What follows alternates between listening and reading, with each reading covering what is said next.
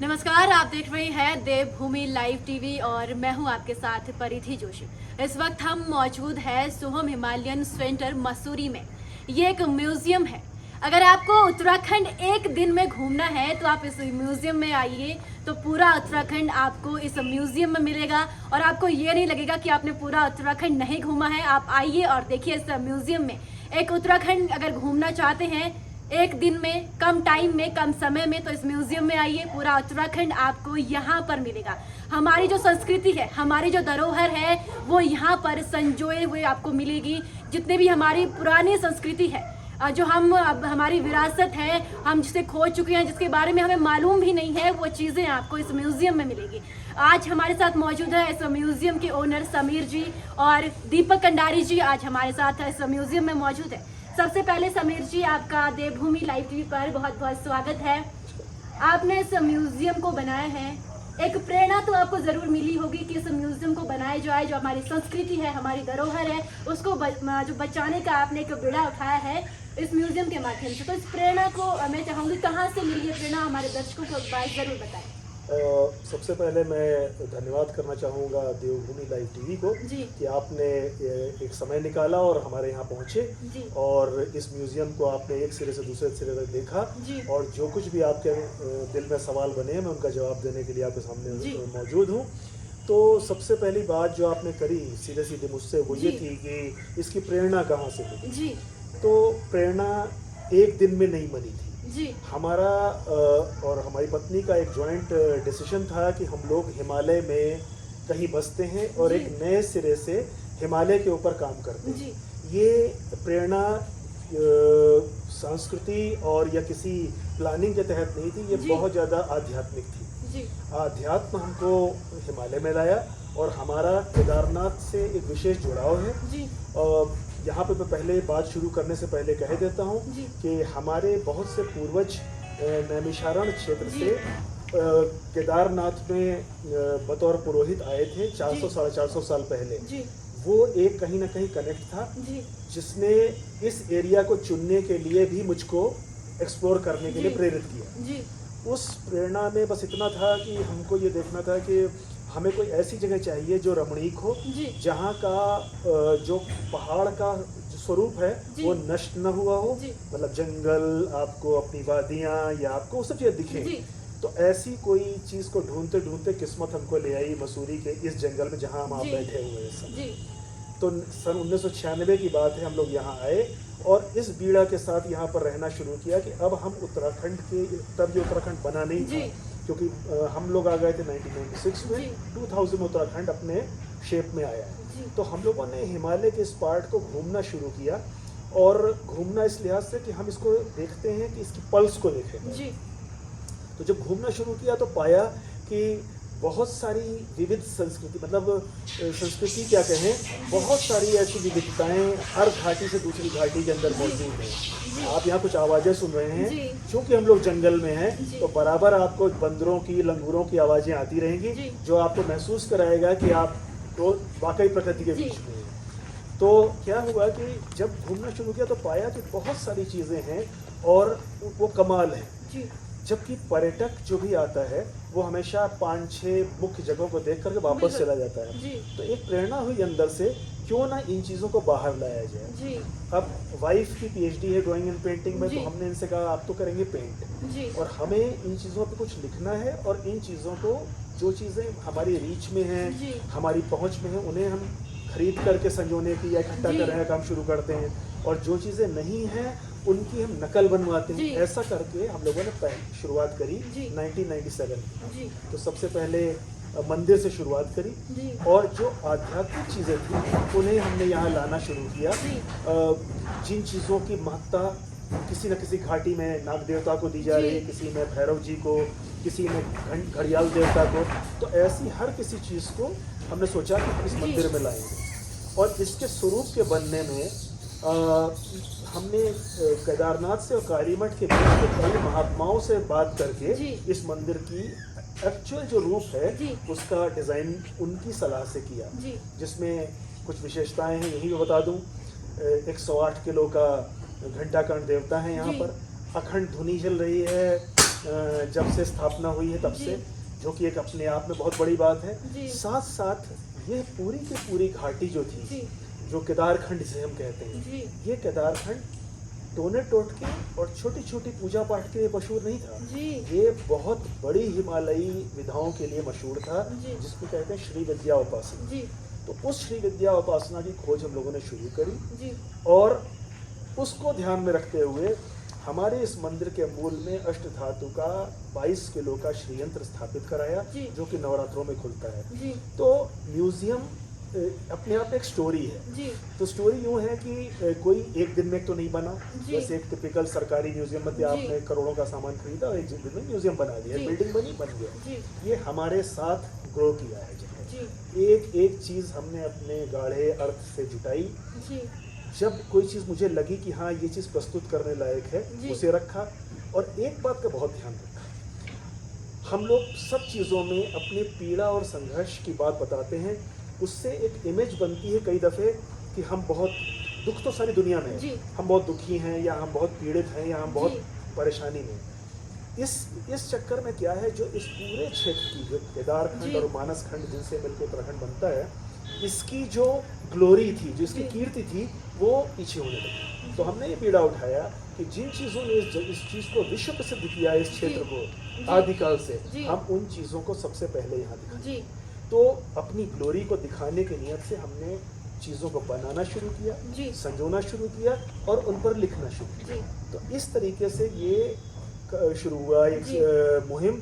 ये मिशन है, इसे आप एक दिन का मिशन नहीं है। आज 25 साल हो चुके हैं, तो 25 साल के अंदर ये मिशन के तहत कुछ ना कुछ हर साल ऐड हो रहा है, नए नए सब्जेक्ट जुड़ रहे हैं, नई नई बातें आ रही।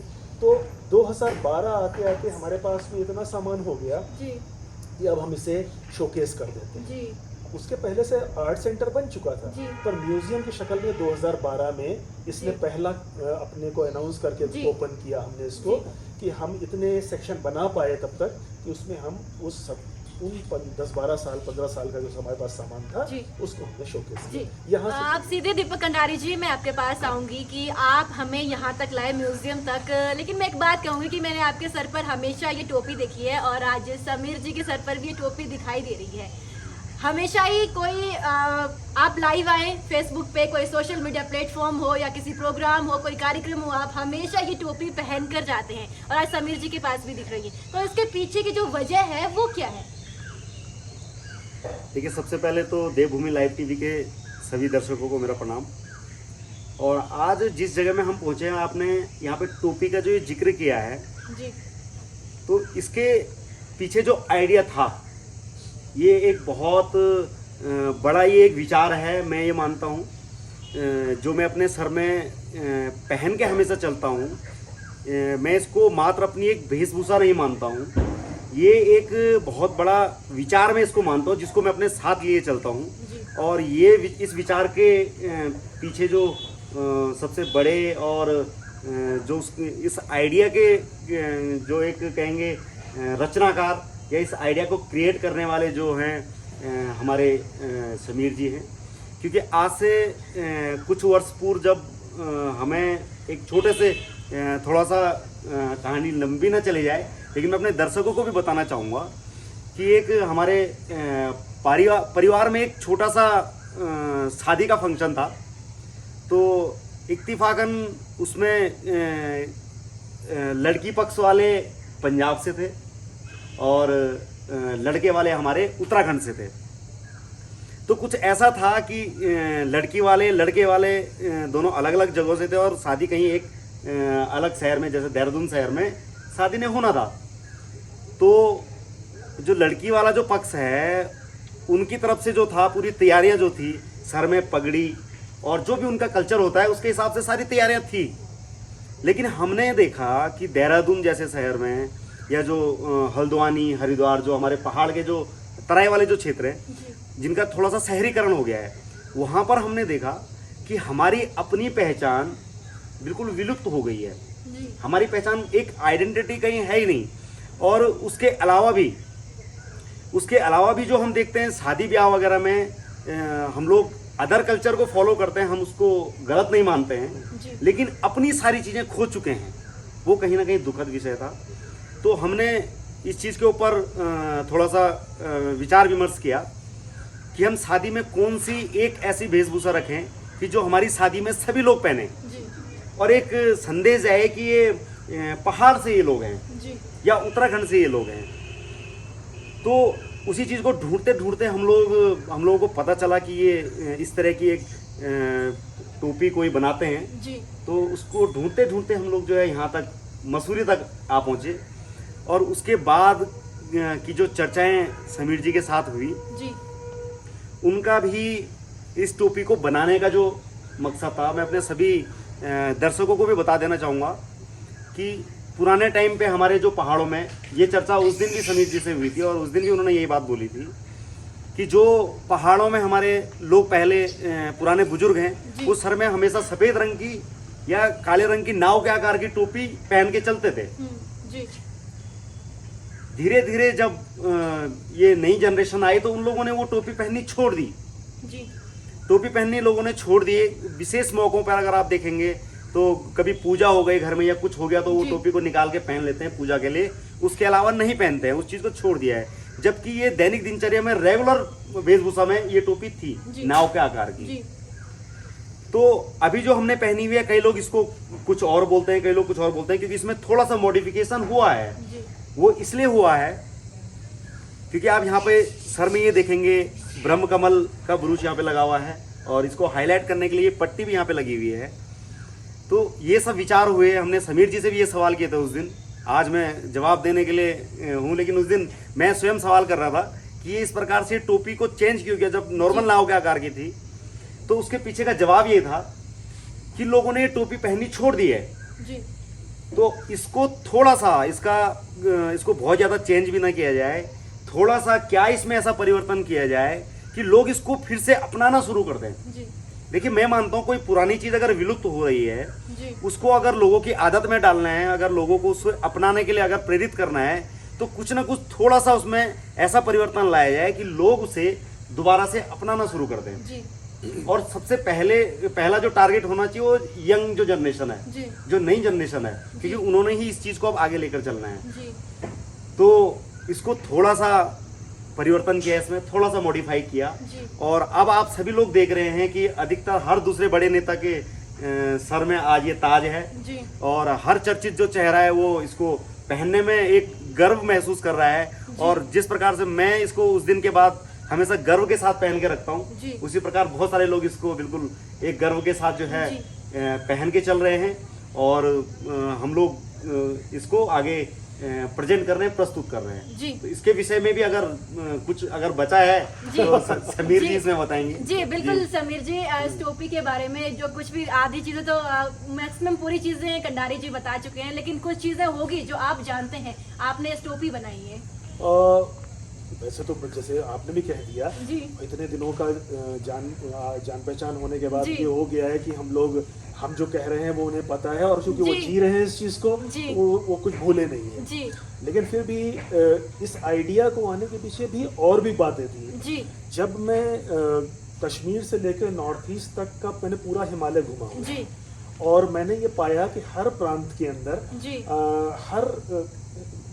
किसी भी इंसान को देख करके उसको सबसे पहले नजर के चेहरे पे जाती है और चेहरे पे जाती है तो उसका शीश वस्त्र दिखता है, उसके सर पे क्या है दिखता, पगड़ी है या टोपी का डिजाइन है, आप उसको देख करके बता देंगे कि ये किस जगह का है और यहाँ ये तो छोड़िए आप उस कौन सी ट्राइब है कौन सी रेस है ये भी बता देंगे। ऐसा हर प्रांत के अंदर है। तो जब अपने यहाँ आए हम अपने उत्तराखंड में, क्योंकि मेरी हर चीज़ को उत्तराखंड के पॉइंट ऑफ व्यू से देखने की आदत पड़ गई थी। इसके साथ साथ मैं ये भी बता दूं कि यहाँ से लेकर कश्मीर से लेकर नॉर्थ ईस्ट के हर ट्राइब तक जिनको हम सबसे सीमांत समझते हैं वहाँ पर मेल और फीमेल दोनों की कैप होती है। हमारे यहाँ फीमेल कैप एज सच अलग से नहीं थी, हमारे सर में टाटू या उस तरीके की कोई चीज़ बांधने का रिवाज था। वो कपड़ा बहुत जगह ही बांधा जाता है लेकिन डेडिकेटेड कैप हर जगह महिलाओं की भी होती थी। तो एक वो बात मेरे दिमाग में फंसी हुई थी। दूसरी चीज़ क्या थी कि जब मैंने उत्तराखंड को देखा तो मैंने पाया कि जिस तरफ से इन्फ्लुएंस है, सपोज हिमाचल की साइड से इन्फ्लुएंस है तो हमने कुल्लू किन्नौरी या कोई भी कैप पहनी, हाँ, अगर नेपाल साइड से है तो गोरखाली कैप दिख गई। अगर हम पहुंच गए दार्जिलिंग की तरफ के कुछ लोग रह रहे हैं तो नीचे की कैप आ गई। फिर क्या हुआ, कोई कैप दोनों का मिक्सचर बन गई। ऐसे बहुत से एक्सपेरिमेंट तो हो रहे थे, पर वो छोटी छोटी पॉकेट में हो रहे थे और वो कोई भी चीज हमारे उत्तराखंड प्रांत को नहीं रिप्रेजेंट कर रहे थे।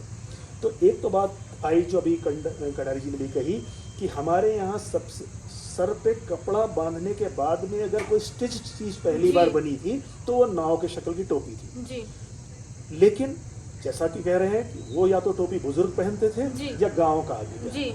तो बुजुर्ग और गांव का आदमी, गरीब आदमी, उस तरफ वो चीज आइडेंटिफाई हो गई कि और उनको आपने हाशिए पे रख दिया, उनकी चीज बन के रह गई। उस चीज को यंगस्टर्स, अर्बन लोग पहनने में शर्म करने लगे। तो हमारा कोई भी शीश वस्त्र नहीं बन पाया जो सर्वमान्य होता उत्तरकाशी से चंपावत तक। तो एक बात आई कि ऐसी क्या चीज हो जो यूथ को पसंद आ जाए और सबको एक्सेप्टेबल भी हो जाए। जैसे प्रजामंडल पार्टी ने जब होती थी टिहरी रियासत के समय में, तो उन्होंने काले रंग की नाव के शेप की टोपी चला दी। उस टोपी को कुमाऊं साइड में नहीं पहनते, तो वहाँ सफेद का रिवाज था। तो ये जो चीज थी कलर की, पर मुझे लगा कि कलर का डिफरेंस है लेकिन नाव की शेप की टोपी, तो अब हमें लगा उस कोने से इस कोने तक यही एक चीज है जो हमारे मूल में है शीश वस्त्र के हिसाब से। अब इस चीज में ऐसा क्या लगे कि यंगस्टर को अच्छी लगे, क्योंकि हमेशा आप मानिए फैशन एक चीज होती है। फैशन में वो चीज होती है जब आप पहने तो आपको कई वाह क्या आप अच्छे लग रहे हैं, आप हीरो लग रहे हैं, आप जच रहे हैं, आप में एटीट्यूड आ गया।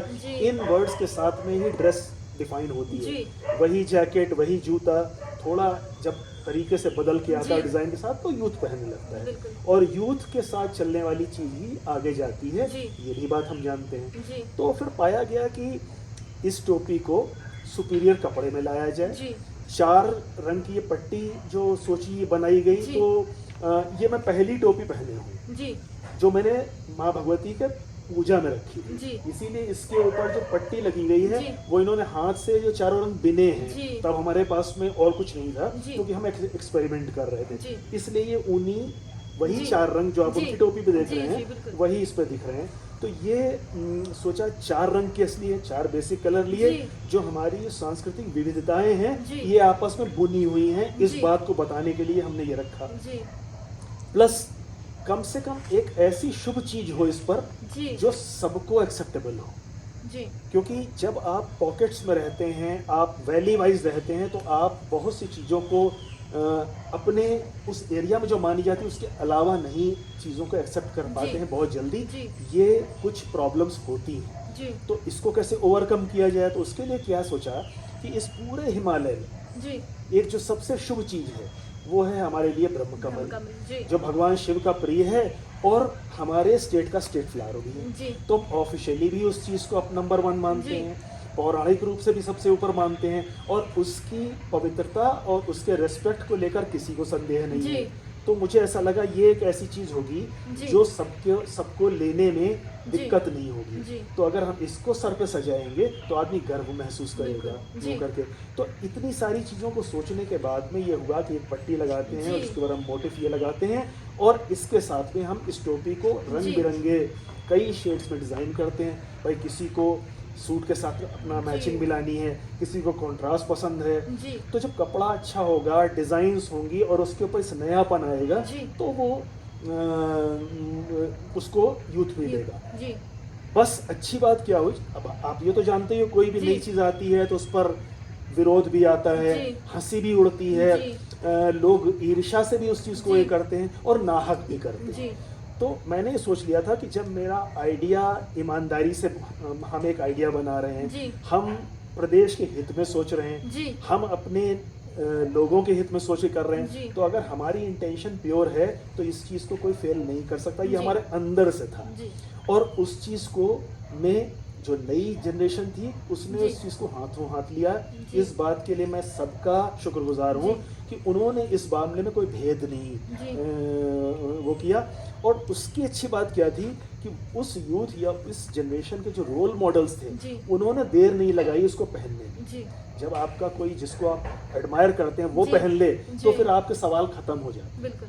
तो उनसे ये सपोर्ट मिला, यूथ ने उसको एक्सेप्ट किया, जी। तो लगा कि मेहनत तो वही होगी। जी। ठीक है, ट्रबल्स हैं अपनी, बहुत सी चीज़ें हैं, जी। कभी मार्केटिंग है, कभी कुछ है, जी। कभी कुछ है, चलता रहता है, जीवन है। लेकिन 2017 के उत्तराखंड दिवस पे जी। पहली टोपी मैंने उस हाशिए पर बैठे टेलर को ही पहनाकर उद्घाटन किया। मैंने इस टोपी का उद्घाटन किसी मंत्री या सेलिब्रिटी के सर पे रख के नहीं किया। जी। मैं एक टोपी लेकर के यहाँ के शहीद स्थल पे गया था, वहाँ चलती सभा के बीच में माइक मांग करके मैंने उस टेलर को, जो 75 साल का था, जी।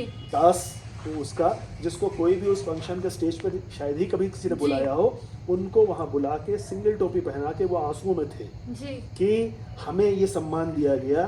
तो उनसे शुरू किया है, आज भी इस टोपी को बना भी रहे हैं जी।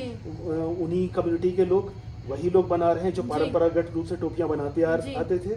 इसको बनाने में जो हैंडवर्क है उसको करने में भी अभी भी हमारे पास जो महिलाएं हैं जो जी। हमारे साथ इस म्यूजियम को मेंटेन करने में सपोर्ट करते हैं, वही इसको जी। में काम करते हैं और इस पे होने वाला वो छोटा सा प्रॉफिट इनमें शेयर किया जाता है। जी। तो ये सब इसकी उपलब्धियां हैं। जी। और आज की डेट में आप कोई भी विदेश का नाम लीजिए जहां हमारे उत्तराखंडी नहीं बसे हुए जी। हैं जो इसे नहीं पहन रहे हैं। जी। और जैसा इन्होंने कहा कि ये एक्सीडेंटली एक शादी में लेके गए थे, जी। इस समय बाकायदा थीम बेस्ड मैरिजेस में जी। 40-40, 50-50, 100-100 टोपियों से को लेकर के लोग वो कर रहे हैं, जी। जिसको मैं अपनी सफलता का जी। मानक मानता हूँ। और उसकी स्ट्रेंथ है हमारी युवा। तो अभी तक आपने देखा कि टोपी जो इस म्यूजियम में बनाई गई है उसके पूरी जो चर्चा थी वो आपने सुनी। तो अब आगे की जो चर्चा है मैं चाहूंगी दीपक कंडारी जी, आप आगे की जो चर्चा है वो समीर जी से करें। जो कुछ सवाल है आपके मन में वो उनसे जरूर पूछें। देखिए, सवाल बहुत ज़्यादा कुछ वैसे विशेष और टेक्निकल तो नहीं है मेरे, जी। लेकिन मैं चाहूँगा कि एक जो हमारे कैमरे में या हमारे जो दर्शक देख पा रहे हैं, जी। तो मुझे लगता है कि जो यूनिक चीज़ें वो देख पा रहे हैं, जी। शायद हमारे सभी दर्शक महसूस भी कर पा रहे होंगे कि देखिए जिस जगह में हम बैठे हैं, जी। इसके पीछे ये जो आप देख रहे हैं, जी। गढ़वाल के या उत्तराखंड के कुछ क्षेत्रों में इसको तिबार बोलते हैं, जी। और कुछ लोग इसको तिबारी बोलते हैं, या कुछ अन्य क्षेत्रों में हो सकता है थोड़ा बहुत इससे मिलता जुलता कुछ और बोलते हों। तो हमारे सभी दर्शक देख रहे हैं, देखिए सुन भी रहे हैं, देख नहीं रहे हैं, सुन भी रहे हैं, है ना। ये नेचर के काफी करीब है हम लोग। तो बहुत सारे बंदर भी यहाँ पे आ गए। जी। कहीं ना कहीं ये बहुत सारे बंदर जो हैं ये भी हमारी चर्चा में शामिल होना चाह रहे हैं। जी। तो कैमरा चालू है ना? कैमरा चालू है। हाँ, ठीक है ठीक है। अरे हमारे यार। जो देवभूमि लाइव टीवी के जो दर्शक देख रहे हैं, ये पीछे, इसके पीछे क्या कहानी है वो भी हम समीर जी से जानेंगे कि जहाँ हम लोग आधुनिकीकरण जो है, मॉडर्न चीज़ों के पीछे जो भाग रहे हैं या पाश्चात्य जो संस्कृति है उसके पीछे कहीं ना कहीं जो है एक भेड़ चाल जो है, उन सब चीज़ों को छोड़कर आप देख सकते हैं मसूरी जैसी जगह में आपको एक ऐसा फील मिलता है, एक ऐसी चीज़ देखने के लिए मिलती है जो आज के समय में गढ़वाल में भी, या गढ़वाल ही नहीं कहूँगा मैं, पूरे उत्तराखंड में भी विलुप्त होती जा रही हैं। जो पुराने घर हुआ करते थे उनमें ही ये शैली, आपको तिबार वाली जो शैली है, इस प्रकार के घर आपको देखने के लिए मिलते थे।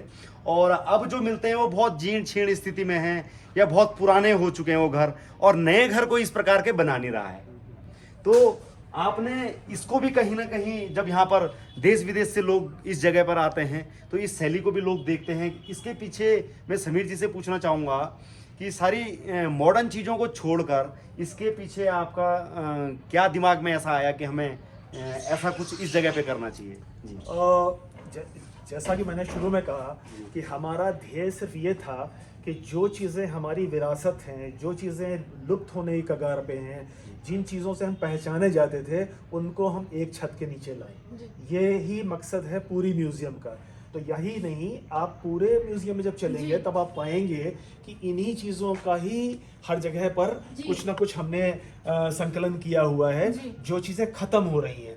अब जैसे आपने इसकी बात करी, तो ऐसी तिबार के 3 सेट इस प्रमाइसिस के अंदर लगे हुए हैं। सिर्फ यही नहीं है जी।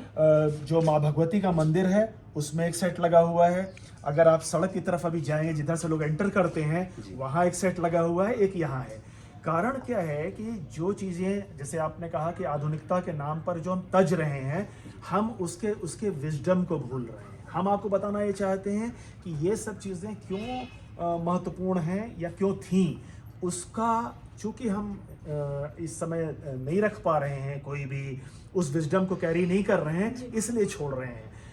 अब जहाँ पर भी ये मकान होते थे, जिनमें इस ढंग का प्रोफाइल होता था, तिबार लगते थे या लकड़ी का मकान होते थे, वो आप ये देखिए कितने कितने भूकंप झेले हैं, कितने कितने सारे, लेकिन वो खड़े हैं।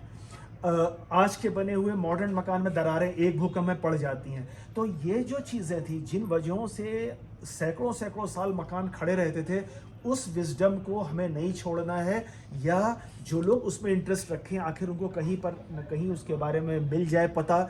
उस लिहाज से भी म्यूज़ियम काम करता है। तो म्यूज़ियम सिर्फ कौतूहल की जगह नहीं होती जहां आप देखते हैं, वो उन सारे सीक्रेट्स को या उन सारी नॉलेज को संजो के रखने की भी एक जगह होती है। तो उस जैसे आज की डेट में आर्किटेक्चर के स्टूडेंट, म्यूजियोलॉजी के स्टूडेंट, मानव शास्त्र के स्टूडेंट यहाँ पर प्रोजेक्ट लिखने आते हैं। सिर्फ क्या है कि उनको ये सब चीज़ें एक जगह दिख जाती हैं, चाहे वो लकड़ी से के घरों के तिबार या फ्रंट प्रोफाइल हो। अब ये मैं घड़वाल में था, मेरी किस्मत थी, मुझको 3 सेट मिल गए। मैंने उन जिन घरों ने त्याग दिया वहाँ से, मैंने यहाँ लाकर संजो दिया।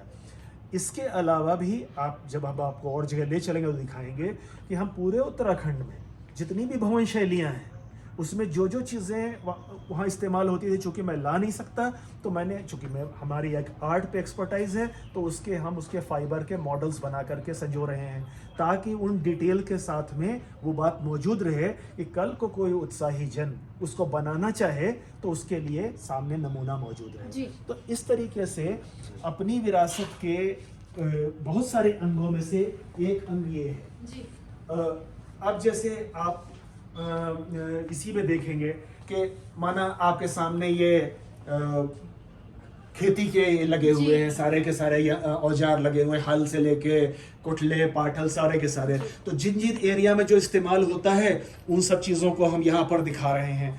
तो आइडिया ये है कि हर इंसान के अपने अपने इंटरेस्ट भी होते हैं। तो पर्यटन के भी हिसाब से हम ये रखते हैं कि बहुत सी चीज़ें, किसी को इसमें इंटरेस्ट है, इसमें नहीं है, कि जिसको इसमें है उसको हो सकता है अंदर की चीज़ में ना हो।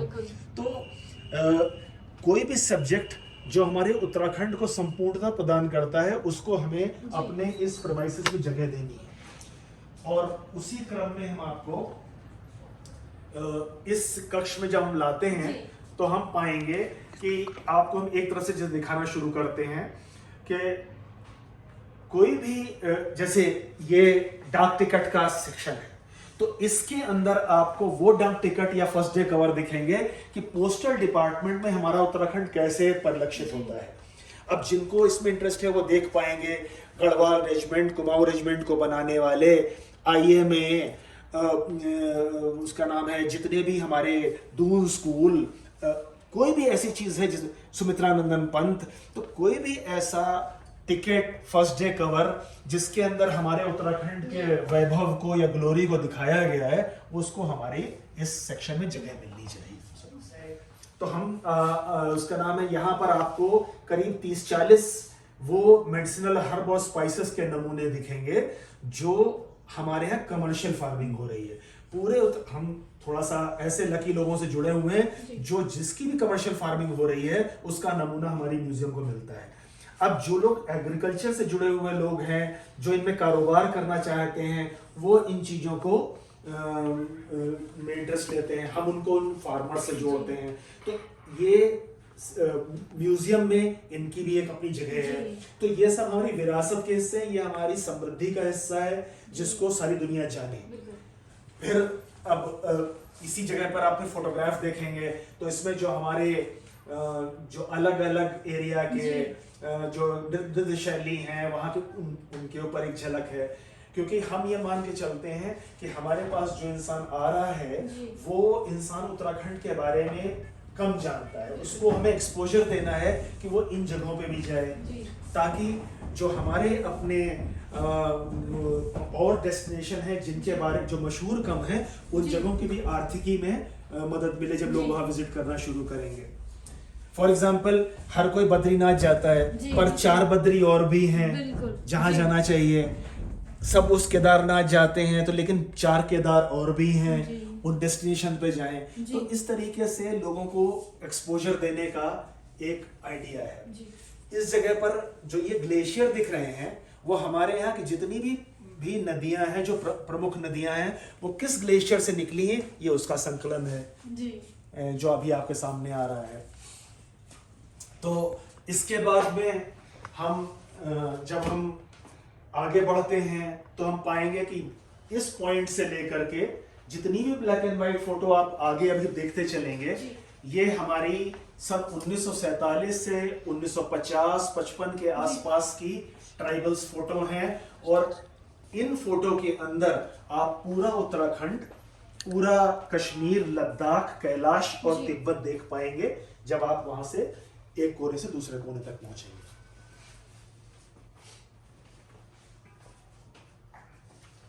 ये फोटोग्राफ, ओरिजिनल फोटोग्राफ 1940 से 1955 के बीच में खींची गई थी, जिनको एक महात्मा ने और योगी थे उन्होंने खींची, और उन्होंने ये फोटोग्राफ अपनी एक शिष्य को दी और उन्होंने संन्यास लेते समय ये पूरा संपदा हमें दी है इस म्यूजियम के लिए।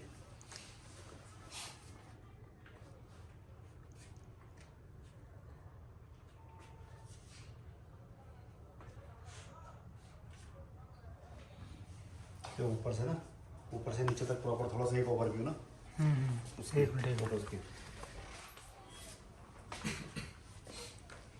क्योंकि ऐसा ना कुछ दर्शक ऐसे भी होते हैं जिनके लिए तो ये कुछ काम के नहीं है, वो तो इसे स्किप करेंगे, जिनके काम के हैं वो बहुत ध्यान से देखेंगे। अरे वो कैटेगरी होती है ना देखने वाले। अमेरिका से जिन्होंने फोटोग्राफ करी है उनका क्योंकि ऐसा ना हो सकता है कि आपको भी शूट करते हुए ऐसा लग रहा हो कि यार कि क्या करना है इन फोटोज का, लेकिन ये है कि नहीं। ये फोटोग्राफ इसलिए इम्पोर्टेंट है, ये वाली, जब तिब्बत आजाद था तो कैसा था वो इतने में दिखाई पड़ता है, ये उसकी ओरिजिनल फोटोग्राफ। आपने वो सामने वो लिए हैं उनका, उनकी जरूरत है लेना? ले लिया, वो रहने उनका भी ले रखा है इसमें। ठीक है, अब इसका इस पे आओ। ठीक है, क्या पता किसी को मिल जाए कोई अपना बिछड़ा बुला बिछड़ा।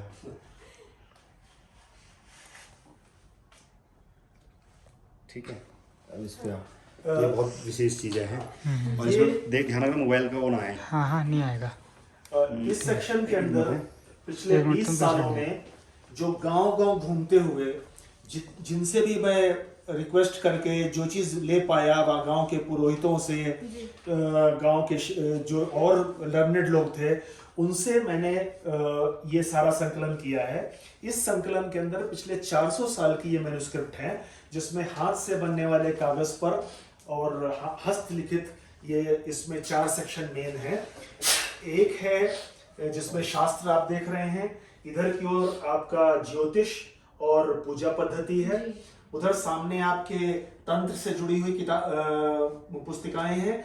तो इस पूरी सेक्शन के बाद उसके बाद में आपको अगर चौथे सेक्शन में जाएंगे तो राजा टिहरी के समय के स्टैम्प पेपर हैं जिन पर लोग उधार लिया करते थे, लोन लेने का जो ढंग होता था।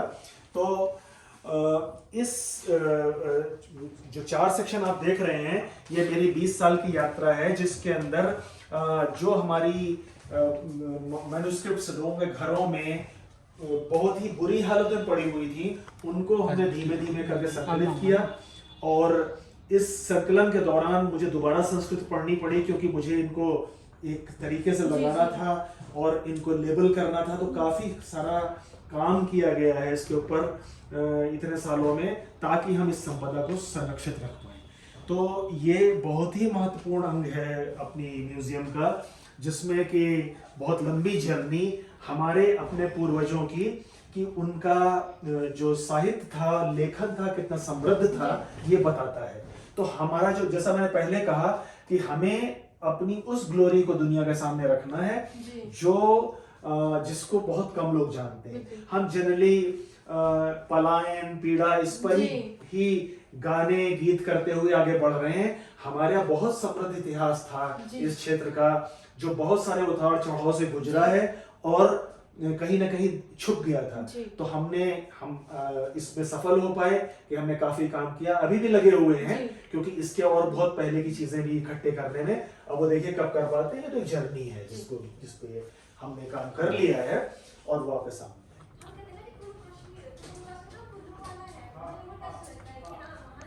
फिर एक चीज को कवर करके हमें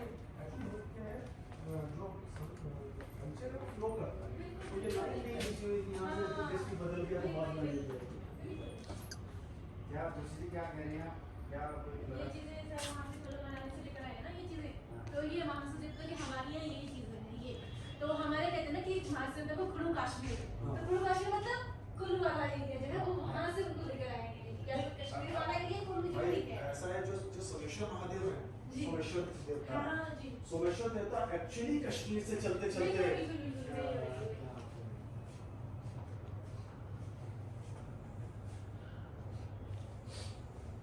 अब ये यही करनाल है।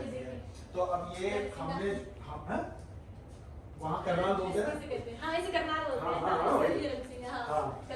हाँ, तो अब ये मैंने वहाँ पर एक यात्रा जा रही थी, कम से कम 1 दर्जन से ऊपर चांदी के थे, सारे चांदी के बने हुए। जब मैं 2013 में मैंने 13 जिले की सर्कुलर यात्रा करते हुए नंदा राज्यात को प्रमोट किया था, तो उसमें सारे जिलों से गुजर करके हम लोगों ने एक यात्रा बनाई थी। तो उस दौरान जब ग्वालधाम आए तो ग्वालधाम में एक किसी से मिले, उनको जब बताया हमने कि हम इस यात्रा को प्रमोट कर रहे हैं, तो उन्होंने ये चौसिंग्या खाड़ो बनाया हुआ था जिसको उन्होंने हमें भेंट किया। ऐसे में बहुत सी चीजें हैं जो लोग भाव के साथ करते हैं। अब यहाँ पर इस पूरे सेक्शन में जो हम चलेंगे तो हम पाएंगे कि जो हमारी जीवन शैली से जुड़ी हुई चीजें हैं उनको हमने जगह दी है। हुक्के हैं, चिलम है, अलग अलग रीजन में क्या क्या डिजाइन चलते थे, नारियल से बनने वाला, पानी के, और उनके भी अलग अलग रीजन में अलग अलग डिजाइन हुआ करते थे। फिर उसके बाद में जो दूसरी चीज है बहुत इंपॉर्टेंट, वो होती थी बर्तन। वो हमारी समृद्धि की भी पहचान होते थे और हर रीजन की डिजाइन अलग होती थी। तो अब इधर कांसे के बर्तन आप देख रहे हैं जो लगे हुए हैं पीछे। अब लोग क्या कर रहे हैं, कांसा बेच करके स्टील, और स्टील बेच करके कुछ प्लास्टिक पे की तरफ बढ़ रहे हैं, जबकि ये सिर्फ बर्तन ही नहीं थे, सिर्फ ये बर्तन ही नहीं थे, ये एक संपदा भी होती थी। क्योंकि जिस तरह सोना चांदी हर समय के साथ में महंगा होता है तो आप समृद्ध होते हैं, उस तरह से कांसा और तांबा भी अपने घर में अगर भरा है तो हमारी समृद्धि है, जबकि प्लास्टिक और स्टील की तो कोई वक्त नहीं है। ये बात समझनी बहुत जरूरी है कि ये सिर्फ पौष्टिक खाना या पौष्टिकता प्रदान करने वाले बर्तन ही नहीं थे, ये हमारी समृद्धि भी थी। तो अब जैसे क्या था, मैं जब बात कर रहा था कि हमारे नाव शेप की टोपी होती थी, तो सबसे जो पुराने समय में जब टोपियां बनती थी तो ऐसे सांचे पर रख के कपड़ा काटा जाता था, तो इस सांचे पर रख के टोपियां बना दी जाती थी। अब लोग कहते थे टोपी गोल क्यों होती थी, तो गोल इसलिए होती थी कि प्रेस करने का कोई सिस्टम नहीं था, तो आपने इस पर ही बनाया, तो जैसे ही आपने पहनी तो गोल हो जा रही थी, तो इसलिए गोल लगती। पता है इस रीजन में नाव वाली टोपी ही चलती थी। फिर अब ये है कि अब मैंने से कहा ना कि कल्चर एक ऐसी चीज है जिसकी लाइन नहीं खींची हुई है। तो जिस तरफ से नेपाल के लोग का है, गोरखाली असर है, थारूस का तराई में असर है, तो उनके ये वेशभूषा की चीजें हैं। हम कभी भी संस्कृति के पॉइंट ऑफ व्यू से ये नहीं कह सकते कि यहाँ से गढ़वाल खत्म हुआ, कुमाऊं शुरू हो गया, यहाँ से जौनसार शुरू हुआ, या यहाँ से जाड़ लोग शुरू हुए, यहाँ राजी रहते हैं, ऐसे करके आप यहाँ भोटियाज हैं। आपका जो कल्चर है वो बहता है, बहते हुए चलता है। तो किसी भी चीज को अगर आप नहीं दिखा रहे हैं म्यूजियम के अंदर, तो आप जस्टिस नहीं कर रहे हैं अपने कल्चर के साथ। तो अब जैसे मैंने वो हिस्सा दिखाया, उसके बाद तांबे से बनने वाले बर्तन जो तांबा पीट के बनाते थे। तो अल्मोड़ा का जो टामटा मोहल्ला है, आज की डेट में उसको जीआई टैग मिल चुका है, ये बर्तन उसकी पहचान है। एक चीज और कहना चाहूंगा कि चीज के डिजाइन को देखकर हम क्षेत्र पहचानते थे।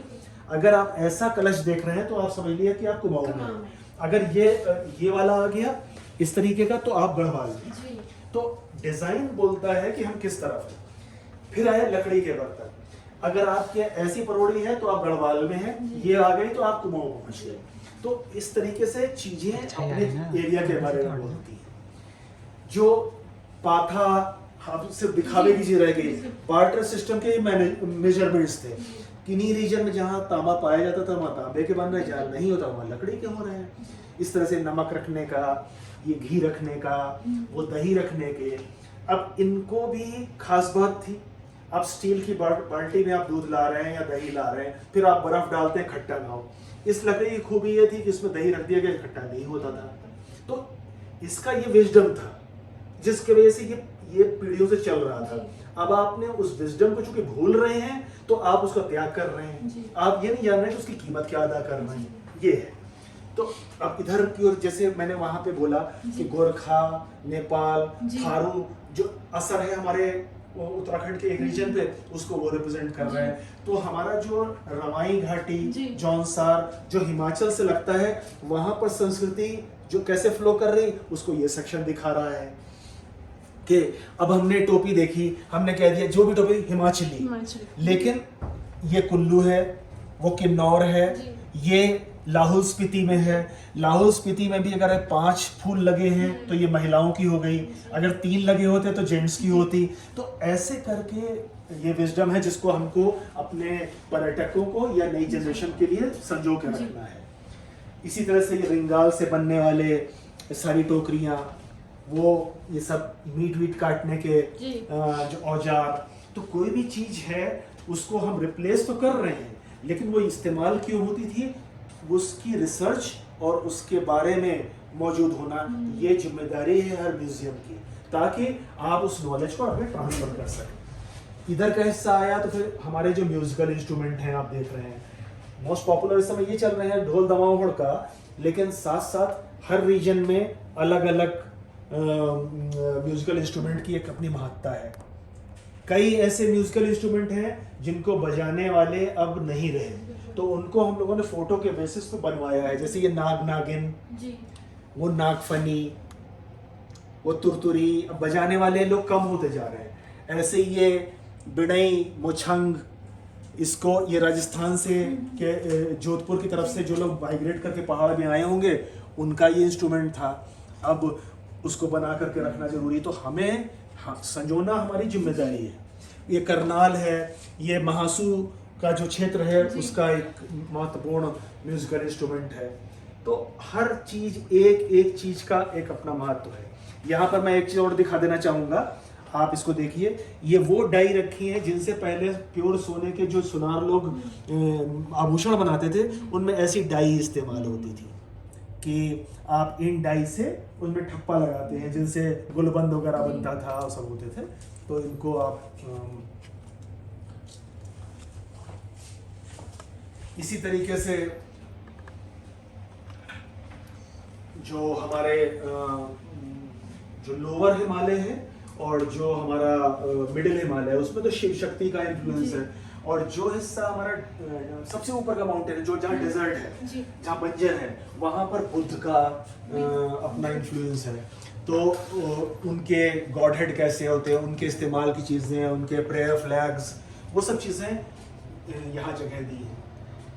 अब जैसे आपने कहा ना कि लोग प्रेरित होते हैं, हम लोग मान लेते हैं गांव का है, वो ऐसा है। अब अभी मैं लाखा मंडल गया था, तो लाखा मंडल के पुरोहित ने ये जो चरखा है, ये उन पुरोहित के दादाजी का था।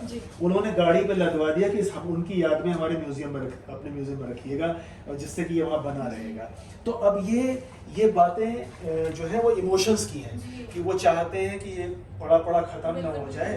तो उनके ना, तो हमारे को जो चीज़ें बतौर वैसे मिलती है कि दान की, उन पर हम उनके नाम से उन चीज़ों को सजोते हैं। फिर अब आप आइए जो कांसे के बर्तन होते थे, उसमें अब हम लोग एकदम से देखते हैं कितने सारे लोग अपने लोकल आते हैं, अरे बड्डू हमारे यहाँ भी होता था। सुनने पे अफसोस लगता है कि ये सिर्फ चीज़ स्वादिष्ट खाने का एक वो था, बनाने का, पौष्टिक खाना बनाने का, और साथ साथ जो मैं बार बार कह रहा हूँ, संपदा है। जैसे जैसे सोने का दाम बढ़ता है, चांदी का दाम बढ़ता है, उसी तरीके से इन मेटल का दाम बढ़ता है, जबकि स्टील और प्लास्टिक खोते हैं अपना दाम, है ना। ये फिर हमारे आभूषणों की एक झलक है जो हमारे यहाँ उत्तराखंड में जो चलते हैं। उन आभूषणों को हम यहाँ पर इस सेक्शन में और इस सेक्शन में हम अभी दिखा रहे हैं, जो मेन हमारे मुख्य एरिया में जो चलने वाले आभूषण हैं उनको यहाँ कर रहे हैं। इस सेक्शन के अंदर जो पवित्रतम चीजें जिनका शास्त्रों में जिक्र मिलता है उनको हमने यहाँ संजोया हुआ है। शिवलिंग, स्फटिक से बनने वाला शिवलिंग, पारद शिवलिंग और कसौटी पत्थर से बनने वाला शिवलिंग। जिस पत्थर पर सुनार लोग सोना टेस्ट करते हैं उस पत्थर से बना हुआ शिवलिंग है। तो ये तेज के लिए लोग घरों में रखते थे, इस पर साधना करते थे। उसी तरीके से हवन के ये टूल्स होते थे, ये नहीं चम्मच से हवन कर लिया, इतने 5 चीजें जरूरत पड़ती थी। वो भोजपत्र जिस पर सबसे पुरानी पांडुलिपियां लिखी जाती थी, वो लकड़ियों में 3 लकड़ियां हमारे लिए बहुत शुभ हैं। पहिया की हमेशा आप हवन में इस्तेमाल करेंगे, कभी इसको आप चूल्हे में नहीं जलाएंगे, कभी इसका फर्नीचर नहीं बनाएंगे। फिर टिमरू हर घरों में लगाते हैं कि कोई भी इविल स्पिरिट हमारे नज़दीक ना आए। तो ऐसे वो चीज़ें जो हमारे शास्त्रों में जिनका जिक्र था उनको हमने यहाँ पर जगह दी है। ये फिर 2 मॉडल्स रखे हुए हैं जो हमारे यहाँ के मंदिर की निर्माण शैली है, उसको दिखाते हुए 2 मॉडल्स हैं। सामने आपके कुछ और तागे और गोल्ड से बनने वाली कुमाऊं क्षेत्र की ज्वेलरी,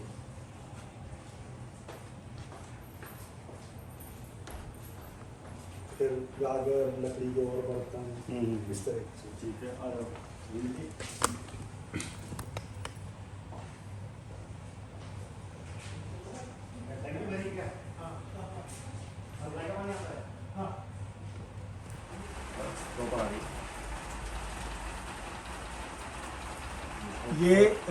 ये सेक्शन इस समय इसने मुझको पूरी तौर से अपने ग्रिप में लिया हुआ है। इस समय हम इस पे काम कर रहे हैं। जितनी भी हमारे यहाँ की विलुप्त होती हुई पारंपरिक भवन शैलियाँ थी उनको हम यहाँ पर इस सेक्शन में जगह देने वाले हैं। जैसे आप देख रहे हैं गरब्यांग जो सन 62 से पहले तिब्बत के व्यापार का रूट था, उसका सबसे समृद्ध गांव था गरब्यांग। ये वहाँ का भवन का फ्रंट आपको दिख रहा है। और इसके बाद में ये उत्तरकाशी का कोटी बनाल जो अब काफ़ी मशहूर हो चुका है। 5 मंजिल से के मकान होते थे जो किसी भी उसमें भूकंप ने या किसी भूकंप रोधी मानिए, इससे अच्छा स्ट्रक्चर किसी भी भवन का अपने उत्तराखंड में नहीं है। ये उस तरीके से मशहूर हो गया है। उत्तरकाशी के रीजन में ये ऊपर जो हिमाचल से लगता हुआ एरिया है वहाँ पर ये शैली पाई जाती है। और फिर आप इधर की ओर आते हैं, ये चमोली पौड़ी गढ़वाल के ग्वील गांव का है। और इसकी अच्छी स्टोरी ये है कि जिसको बनाने के बाद जब हमने फेसबुक पे लोड किया तो जिनका ये मकान है उन्होंने 150 साल पहले इस मकान को अबांडन छोड़ दिया था और अमेरिका में बसे हुए हैं। वो कुकरेती लोग हैं और उन्होंने इसको देखने के बाद में अपने इसी मकान को जीर्णोद्धार करने का बीड़ा उठाया है। तो हमारी एक सफलता ये है। फिर आप इस तरफ देखेंगे, ये अल्मोड़ा का खोली है जो वहाँ की पूरी बाजार होती है। वहाँ इस ढंग की भवन शैली होती थी। नीचे दुकानें होंगी, ऊपर रहने वालों का घर होगा, वो सरल लकड़ी का होगा।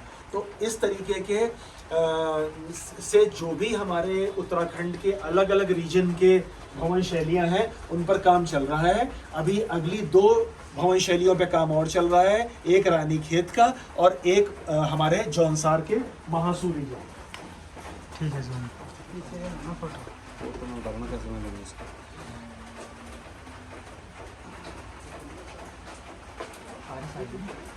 बारिश नहीं हुई।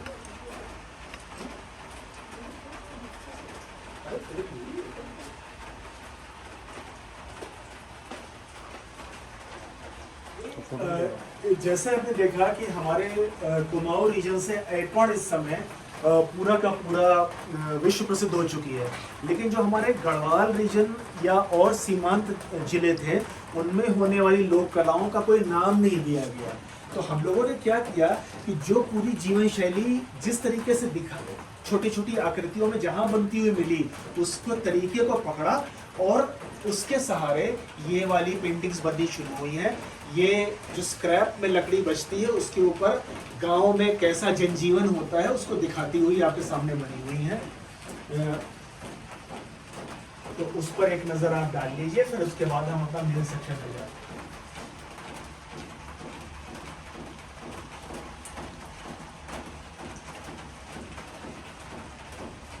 गंगा का पृथ्वी पे आना ये हमारे उत्तराखंड की एक विशेष पहचान है। तो आज की डेट में जो ये पेंटिंग आप बीच में देख रहे हैं, ये हमारा मोमेंटो बन चुका है। इसके अंदर गंगा का को देवी के रूप में दिखाना और शिव जी का जटाओं में होना, ये इस समय हमारे उत्तराखंड का सबसे ज्यादा लोकप्रिय मोमेंटो बन गया, जो इस जगह से बन के निकलता है। अब आप आ रहे हैं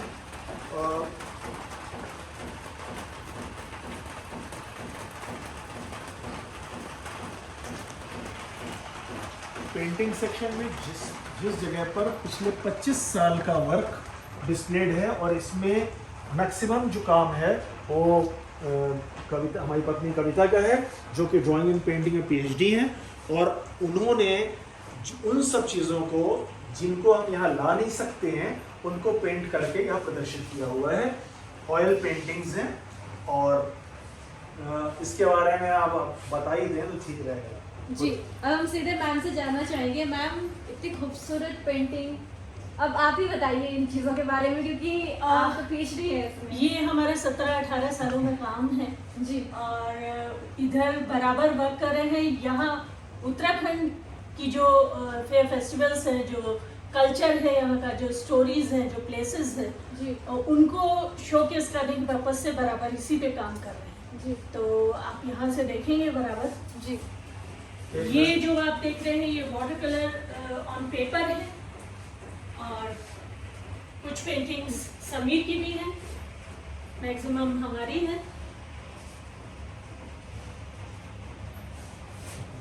तो इन पेंटिंग्स के बारे में बताने के पहले मैं ये थोड़ा सा क्लियर कर दूं कि जैसे मैंने आपसे कहा कि जो लोअर और मिडिल हिमालय है, उसके अंदर शिव शक्ति का झलक आपको सब जगह दिखेगी। तो आप अगर किसी भी पेंटिंग पे डालें तो आपको शिव और शक्ति में से कुछ ना कुछ, जैसे अगर हम इधर घूमते हैं तो कनखल में जो स्टोरी है वो इधर आपको सती में मिल जाएगी। तो शिव ने जो हलाल के नीलकंठ हरिद्वार में है तो यहाँ दिख जाएंगे।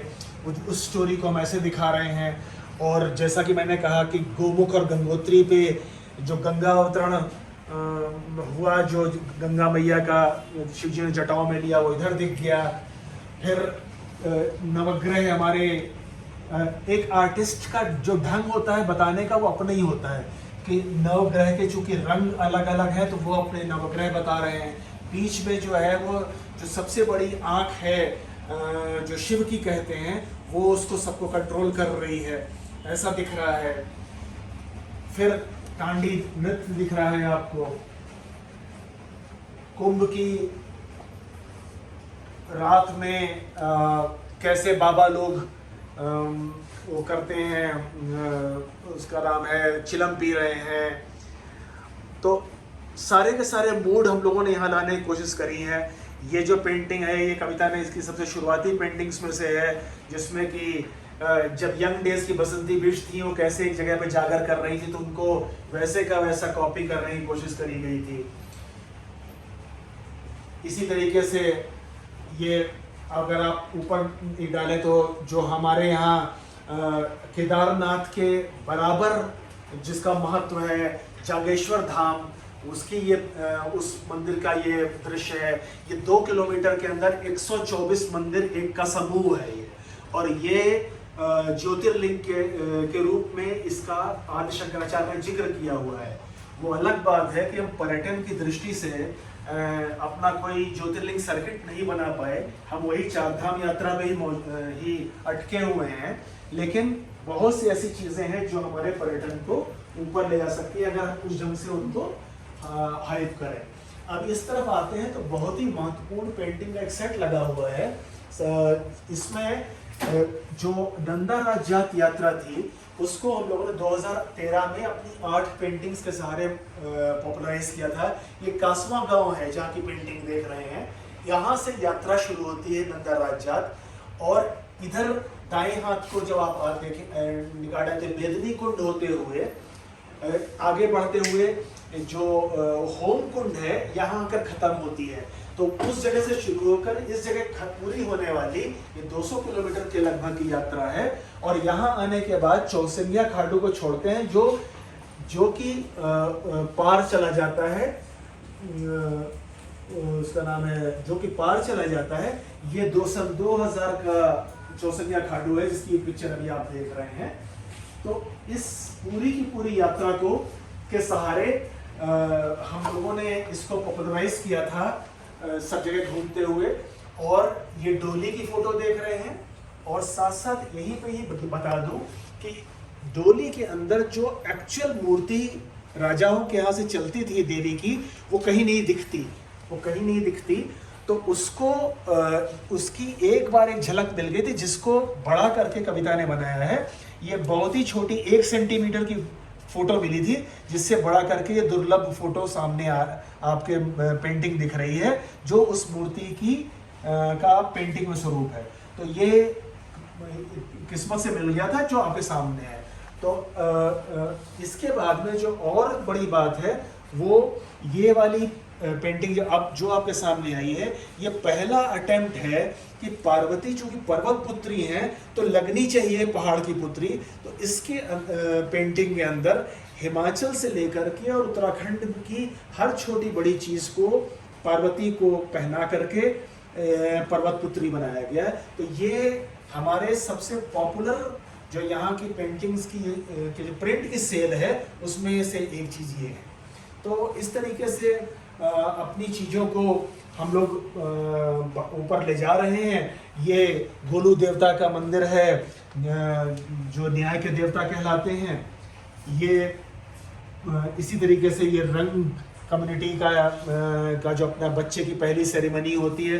तो है क्या कि हम लोगों का जो कल्चर है वो इतना वाइब्रेंट है, वो तो उसमें बहुत सी चीज़ें ऐसी हैं जो आमतौर पर जो हमारे पर्यटक हैं वो मिस कर जाते हैं। जैसे ये नंदा सुनंदा का अल्मोड़ा का फेस्टिवल, तो जहाँ केले के पत्तों से ये केले का तना होता है उसका सॉफ्ट हिस्सा होता है, उससे ये दोनों मूर्तियाँ बनाई जाती हैं। तो ये सब कारीगरी को दुनिया के सामने आना चाहिए, उस नियत से इस म्यूजियम में काफ़ी काम किया गया है।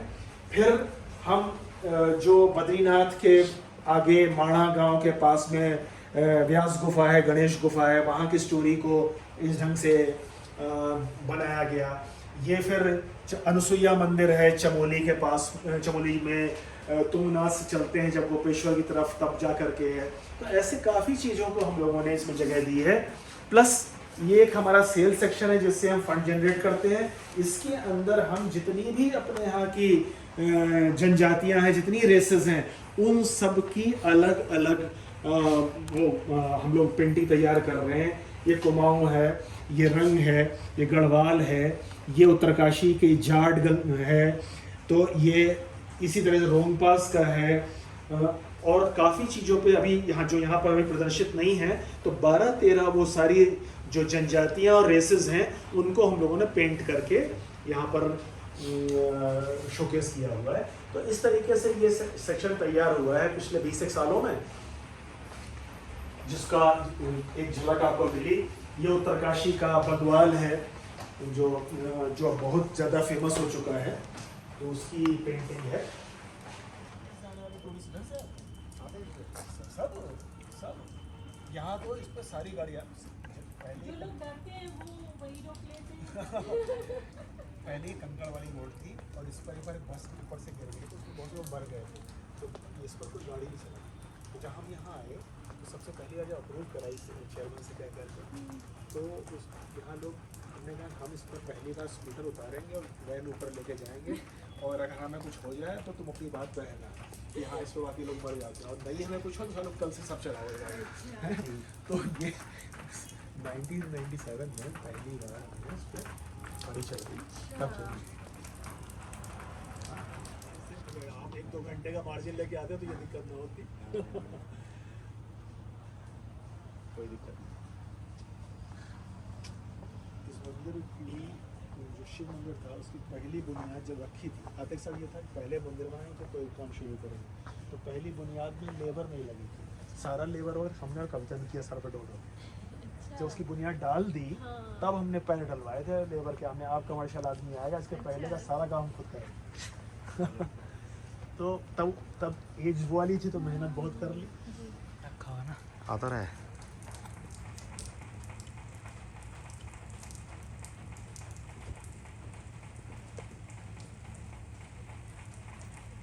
बढ़िया सामने इसे ना बस चलो सिमान्या आइए।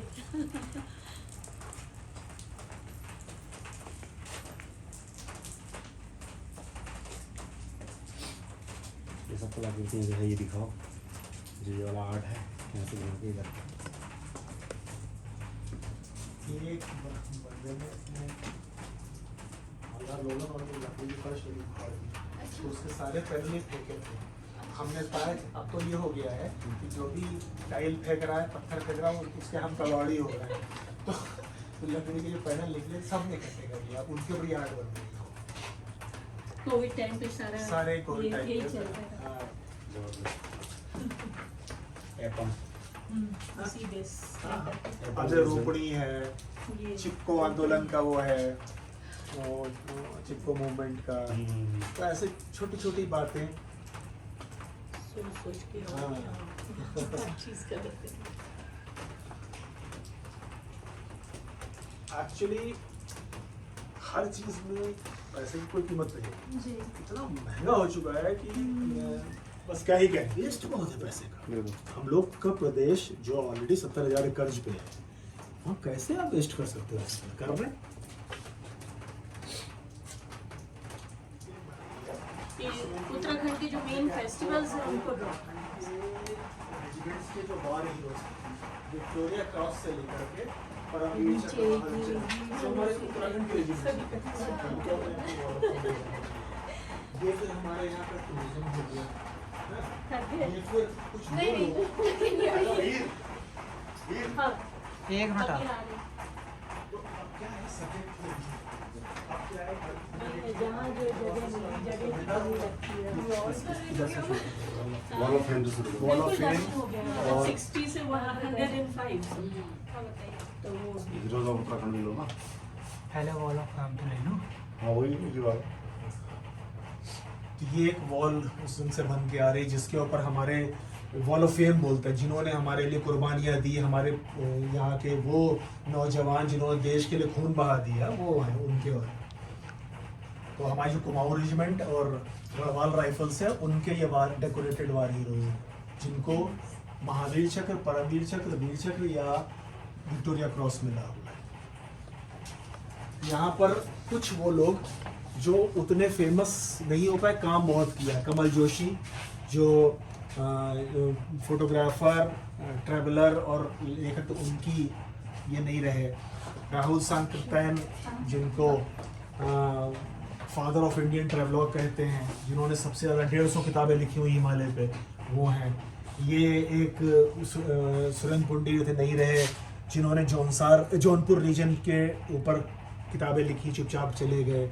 ये बी मोहन नेगी पौड़ी से, जो भोजपत्र पर आर्ट बनाया करते थे, नहीं रहे। तो ऐसे लोगों को हम यहाँ जगह दे रहे हैं। बी मोहन नेगी जो भोजपत्र पे आर्ट बनाते थे और उससे मिलती जुलती या तो कविताएं लिखते थे, उसको आर्ट फॉर्म में लाते थे, या वो तो उस टाइप के आर्टिस्ट थे। ये घंटा है, जिस पर घंटाकर्ण देवता का को स्थापना कराई है विधिवत रूप से, और माघ महीने में इस पे हवन होता है नीचे, और इस पर 1008 ओम खुदे हुए हैं। तो ये विशेष घंटा है जो यहाँ स्थापित है। तो और नीचे ये माघ महीने में हवन होता है जो इसके लिए विशेष रूप से कराया जाता है इनको चार्ज करने के लिए। यहाँ पर जो आपके पीछे जो ये मूर्तियाँ दिख रही हैं ये किसी उधर कुछ ये विष्णु के दशावतार जो है उनके मूर्तियाँ किसी जगह पर एक चित्र मिल गया था मुझको किसी ट्राइब का बनाया हुआ उसको नमूना मान करके ये 10 बनाए गए।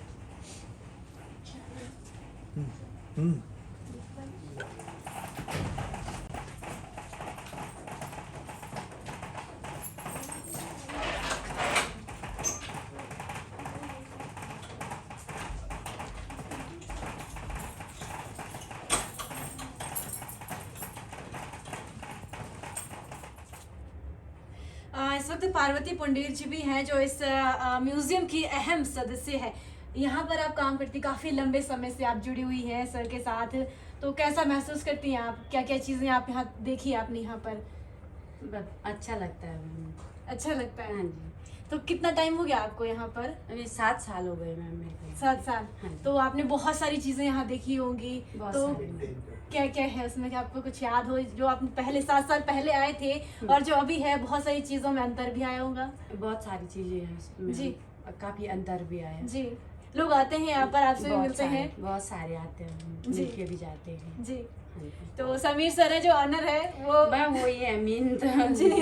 हाँ सर जी है जी। हाँ। देखिए सारा मेंटेन तो वही। जी, सारा मेंटेन तो आप ही करती हैं यहाँ पर। वो लगा लो जी जी। देखिए सारा मेंटेन जो है यहाँ पर वो पार्वती जी करते हैं और भी लोग हैं, उनसे भी हम बात करेंगे, लेकिन जो मेन है वो पार्वती जी यहाँ पर हैं। मैं थोड़ा सा बताऊं जी। कि थोड़ा बताने में हिचक हाँ रही जी, हैं, बिल्कुल, मुझे बिल्कुल। बताना चाहिए ना। जी जी समीर जी आप बताइए, वो हिचक रही है तो आप अपने जरूर। बारे जी में कोई नहीं कह पाता, वो जी। दूसरा ही कह सकता है। जी पार्वती और पार्वती का परिवार हमारे साथ यहीं पे रहता जी। है। हम लोग एक साथ रहते हैं परिवार की तरह। और इस पूरी जगह में अगर आपको कुछ भी सफाई दिख रही है, चीजें करीने से दिख रही हैं, जी। तो म्यूजियम को उसकी शक्ल में रखने का जो असली काम है वो इनका है। जी। मतलब वो यहाँ पर इनको फुल केयर टेकर मानिए, जिनको हर चीज का पता है, जी। कौन सी चीज कहाँ पे है, इन्हें इसका आइडिया है। जी। और क्योंकि 7 साल जो इधर वाले 7 साल है, इसमें इस म्यूजियम ने बहुत जी। ज्यादा एक शक्ल अपनी ली है, जी। तो इनके सामने से सब चीजें होती हुई गुजरी हैं। जी। तो पूरी निष्ठा के साथ, पूरी जी। लगन और मन के साथ ये कर रहे हैं, जी। और वो मुझे महसूस होता है। जी। बाकी आप क्या पूछना चाहते हैं वो उनसे भले पूछें, जी। लेकिन इनका एक इतना बड़ा रोल है, सिर्फ इसको बना के रखने का नहीं, इस जी। पूरी चीज की जिम्मेदारी आंख बंद करके जैसे हमारे पास में है वैसे इन लोगों के पास जी। में है। तो ये परिवार यहाँ इसमें एम्प्लॉयड नहीं है, ये चीज इनके जी। हिस्से में आती जी। है। मतलब ये इस पूरी की पूरी स्टोरी का हिस्सा जी। है। इस तरह से हम इनको इंट्रोड्यूस करना जी। चाहिए। देखिए सर ने तो आपके बारे में बता दिया, लेकिन आप भी कुछ बताइए। बस सर ने बता दिया मैम, बस वही है। काफी हिचकिचा रही है, लेकिन जो सर ने बताया वो बता चुके हैं कि ये किस तरीके से यहाँ पर काम करते हैं। पूरा परिवार जो है वो 7 साल से यहाँ पर है और पूरे म्यूजियम की देखरेख करते हैं।